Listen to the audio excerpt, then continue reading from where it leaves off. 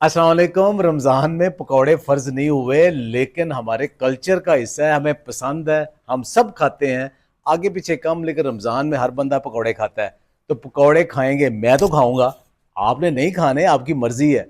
लेकिन गलत नहीं पकौड़े खाने, अच्छे वाले पकौड़े खाने हैं। ऐसा पकौड़ा खाना है कि जो हमारी ना शुगर बढ़ाए, ना मोटापा करे, ना हमारा पेट खराब करे, ना कोई और बीमारी करे। 11 माह में पकोड़े नहीं खाए, लेकिन रमजान के महीने में हमने पकोड़े लाजमी खाने हैं। लेकिन अगर इसकी रेसिपी चेंज कर ली जाए तो ये पकोड़े हेल्दी भी हो सकते हैं। तो हमने खाने हैं हेल्दी पकोड़े। बल्कि अगर उसको हम तरीके से खाएं जो मैं बताऊंगा, ये पकौड़ा आपके लिए नेमत बन जाएगी। वो कैसे? नंबर वन, आपने जो पकौड़ा बनाना है, वो पकौड़ा आपने तवे के ऊपर बनाना है। जी हाँ, आपने तवे के ऊपर पकौड़ा बनाना है, क्योंकि तवे के ऊपर आप ज्यादा घी डाल ही नहीं सकते, तवे के ऊपर आप डीप फ्राई कर ही नहीं सकते। उसके ऊपर आपने सिर्फ शैलो सी जो फ्राइंग होती है ना, वो करनी है। फिर दूसरा ये है कि आपने जो घी यूज करना है, वो विनास्पति घी नहीं यूज करना, और वो वाला नहीं करना कि जो कुकिंग ऑयल है वो यूज नहीं करना। तो क्या करना है? देसी घी इस्तेमाल करें या कोकोनट तेल इस्तेमाल करें, क्योंकि इसका स्मोक पॉइंट थोड़ा ज़्यादा होता है। इसमें ट्रांसफेट बनने के चांसेस बहुत कम होते हैं, अनटिल अनलेस अगर आप इसे ज़रूरत से ज़्यादा गर्म ना करें। अगर देसी घी है ठीक है, नहीं तो थोड़ा कोकोनट ऑयल ले लें, वगरना सरसों के तेल में बना लें आप, या कैनोला वाले सरसों में बना लें। अब बनाना कैसे है कि आपने पतला सा खालस बेसन लेना है। मकई के आटे वाला बाजार में मिलता है, वो नहीं लेना, बेसन लेना है। इसलिए क्योंकि इसके अंदर प्रोटीन भी है और कम्प्लेक्स कार्बोहाइड्रेट्स भी हैं। दूसरा, उस बेसन को पतला सा आप गूंद के, और उसके अंदर आपने सब्जियां बारीक बारीक काटनी है। आलू का मसला है, स्टार ज्यादा है, तो आलू ना डालें, उसकी बजाय आप डालें प्याज, क्योंकि प्याज के अंदर है। क्वेश्चन एक ऐसा एंटीऑक्सीडेंट कंपाउंड है जो कि आपके जिस्म में ऑक्सीडेटिव स्ट्रेस को कम करता है। यानी कि अगर आपके जिस्म में ऑक्सीडेटिव स्ट्रेस किसी वजह से ज़्यादा है तो आप किसी भी क्रॉनिक डिजीज़ के अंदर मुब्तला हो सकते हैं। फिर आप उसके अंदर डालें बहुत ज्यादा आप पालक डाल सकते हैं। पालक के अपने करेक्टरिस्टिक्स हैं। के अंदर मौजूद आयरन के साथ साथ नाइट्रिक ऑक्साइड होता है। वो लोग जिनको ब्लड प्रेशर का मसला है, कम घी के अंदर बनाए जाने वाले पकौड़ों और पालक के अंदर मौजूद नाइट्रिक ऑक्साइड आपके जिस्म में वैसोडायलेशन करवाएगा, जिसके साथ आपका ब्लड प्रेशर मेंटेन हो सकता है। आयरन की बात करें तो पाकिस्तान में तकरीबन 60% फीमेल आयरन डेफिशिएंसी का शिकार है। तो पकौड़ों के अंदर पालक ज़्यादा करने से आप रमज़ान में अनीमिया से भी बच सकते हैं।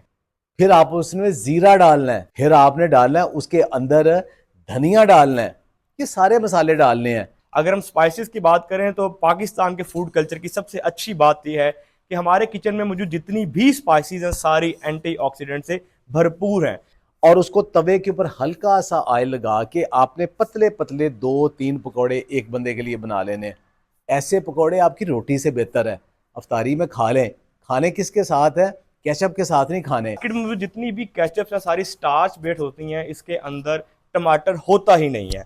बाजार वाली चटनियों के साथ नहीं खाने, उन सब के अंदर बहुत ज्यादा केमिकल होते हैं, मीठा होता है। पुदीने की चटनी बनाएं घर के अंदर, धनिया पुदीना अनारदाना की चटनी बनाएं। दही अच्छा है तो थोड़ा सा डाल के उसके साथ बनाएं। पुदीने की चटनी की बात करें तो हमारे हाजमे के लिए बहुत मुफीद है। ये हमारे एसिड के साथ फ्रेंडली बिहेव करती है और खाने को बहुत सही तरीके से हजम करती है। अगर पकौड़ों के अंदर खुदा ना खास्ता कुछ थोड़ा सा तेल ज़्यादा भी आ जाता है तो आपका योगर्ट और उसके अंदर मौजूद पुदीने की चटनी इसको बड़े अच्छे तरीके से मैनेज कर लेता है और आपके डाइजेशन में इशू नहीं आता। मोस्टली तौर के ऊपर अगर जिन पकौड़ों के अंदर तेल ज़्यादा उसको खाने के बाद बदहजमी के चांसेस ज़्यादा हो जाते हैं। या इमली घर के अंदर चटनी बनाए, उसके साथ खा लें। एक दो तीन पकौड़े एक बंदा खा ले, खा शुगर का मरीज है, खा ब्लड प्रेशर का मरीज है, एक दो पकौड़ा खा ले, कुछ नहीं होता।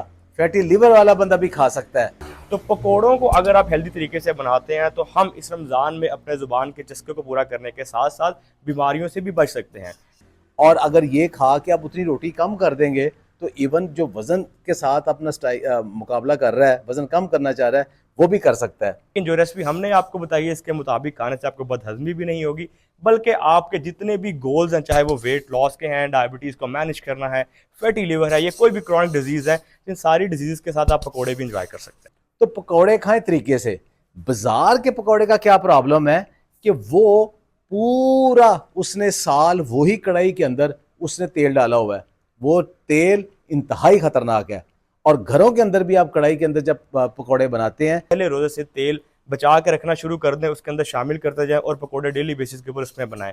बल्कि तवे के ऊपर बनाएं, ऑयल कम इस्तेमाल होगा, कम ऑयल के अंदर हेल्दी पकोड़े बना सकते हैं। इस रमज़ान हम इफ्तार का जो मज़ा है अपने पकौड़ों के साथ दुबाला करेंगे। गली के नुक्कड़ पे जो खड़ा है वो इंतहाई खतरनाक है, वो हरगिज नहीं खाना, और उसकी चटनी तो बिल्कुल नहीं खानी, क्योंकि उसके अंदर बहुत ज़्यादा कंटेमिनेशन है और आपका पेट खराब करेगी। रमज़ान के अंदर आपके इफ्तार की टेबल के ऊपर अगर पकोड़े ना हो तो हमारी इफ्तारियाँ कंप्लीट ही नहीं होती। पकोड़े हमने लाजमी खाने हैं, लेकिन हमने इसको हेल्दी ऑयल के अंदर बनाने हैं। पकौड़े के साथ बंद गोभी, जी हाँ, आप इसके अंदर जैसे पालक डाल रहे हैं बंद गोभी भी डाल सकते हैं, और जो चटनी बना रहे हैं उसके अंदर भी डाल सकते हैं। फायदा क्या है कि बंद गोभी के अंदर कोलीन होता है, और वो जो कोलीन है वो फैटी लिवर वालों के लिए, जिगर को बेहतर करने के लिए, कमजोर गट हेल्थ यानी कि मैदे का जिनका कमजोरी का मसला है, उन दोनों में ये बहुत मुआवन साबित होता है। बुजुर्ग हजरात जो जुबान का चस्का पूरा करना चाहते हैं लेकिन किसी भी वजह से पकोड़ा खाने से डरते हैं, तो उनके लिए एक एक्स्ट्रा टिप ये है कि आप गरम गरम पकोड़े को कढ़ाई या तेल में से निकालें या तवे के ऊपर से उतार के उसको पानी में ज़रा भिगो के निचोड़ लें। सारा तेल भी उसके अंदर से निकल जाएगा, और उसको दही के अंदर शामिल करके दही भल्ले के तौर के ऊपर या पकोड़ा भल्ले के तौर के ऊपर भी इस्तेमाल कर सकते हैं। एक हेल्दी रेसिपी है, ज़बरदार रेसिपी है, आपके टेस्ट बड्स के ऐन मुताबिक है। इस रमज़ान हम एंजॉय करेंगे रमज़ान पकोड़ों के साथ। खुश रहें, आबाद रहें, बहुत बहुत शुक्रिया।